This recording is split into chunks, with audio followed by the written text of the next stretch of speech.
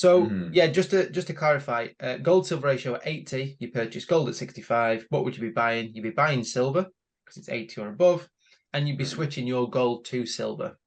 So that's what you'll be doing. For some people, they only ever buy once, and the ratio on the day that they buy is obviously important, working out what to buy, and then they just keep switching that one amount. So that's the most simple version of it. Other people will buy, like we buy every 2 weeks. So for us, there's a little bit more. We've got to keep our eye on the ratio for when we're buying. But it's not. When you look at what you can make from it, it's always that kind of effort versus reward, isn't it? Is this worth doing? Is it worth putting the effort in? And when you look into it, it definitely is. Yes, 100%. Definitely worth doing. Yeah. Definitely. Okay. Let's go to a third scenario. So the gold silver ratio is 85.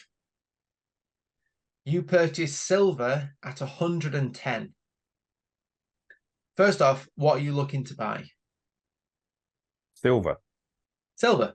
Yeah, still above 80. Okay. And what about switching? So you bought silver at 110.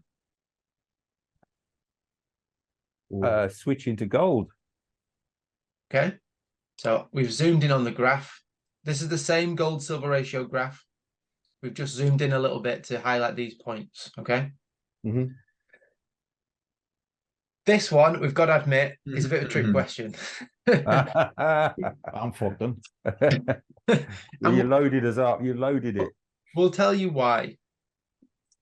So the ratio has only ever been at 110, maybe twice, possibly 3 times in the whole history of records of gold and silver. Okay. So if you switched from silver to gold, you bought gold here at 110, you hit the peak or near enough, and you came down to 85. That would be silver at 110, you mean? Sorry, yeah, silver 110. Yeah. Switching to gold at 85. That would be a good number of points between it. So 110 to 85, that's a good amount, yeah? Yeah. But what about your next switch? Your next switch, you're going to have to wait for the ratio to go back up, aren't you? Yeah. And if you're looking at 10 points, that would be 95 and above. Aha. And what it does is it gets you out of this frequently traded zone. And it kind of keeps you in no man's land, where you're kind of waiting for these unicorn moments of 110, 95, whatever it's going to be, right out in the sticks to happen. So it's almost like, I always imagine it like, imagine your 2 fingers are like that and you've got an elastic band. And the more you pull the elastic band, the more it wants to kind of ping back to the middle, this kind of equilibrium kind of zone. So if you're waiting for these times where it's really, really overstretched, it's not going to happen very often. And you're going to be sat there and disappointed. Does that make sense? Yeah. So you've got to think about, yes, the switch you're doing now, but where does that leave you? Where does that position you and set you up for the next switch?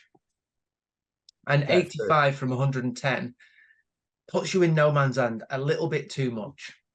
Okay. Yeah, that's very interesting, that. Yeah.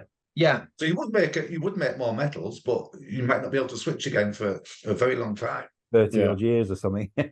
Yeah, you just want to keep waiting on for those. switching, don't you? Yeah. Okay. And as you can see here, so this is the same graph but zoomed out. You can see that 110 over the last 50 years or so, it's not been there. Yeah. So you're kind of just stranded up here. Yeah. Yeah. Which isn't helpful. So what you want to do is you want to keep in this kind of middle zone where you're going to get as many touches as you can. Brilliant if you can buy here. But what we would say is then switch, do your next switch that brings you back into that zone so that you're then just ping-ponging around in here again. Does that make sense? Yes.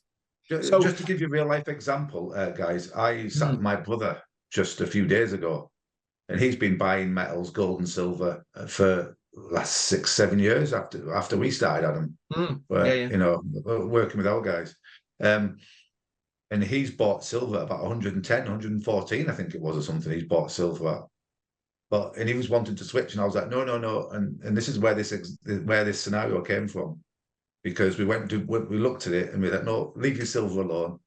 Don't switch it until it gets down to the mid-70s, we would say, or thereabouts. Yeah. Just leave your silver alone. But he bought loads of gold, quite a lot of gold, when it was 65. So he switched his gold to silver at about 85, 84, 85. Mm. You know, so that was a good move. But we left his silver alone. Yeah. Hopefully that does make sense, because it hasn't come down low enough. Even though on paper, buying at 114 and today it's 84, something like that, and you look at the amount that you would profit, you'd be like, why wouldn't I do this? Like, this is a really good thing to do. It's like 30% or something daft it is. Yeah, 30% just from doing that. Yeah. But you then, it kind of puts a bit of a full stop for your switches, future switches.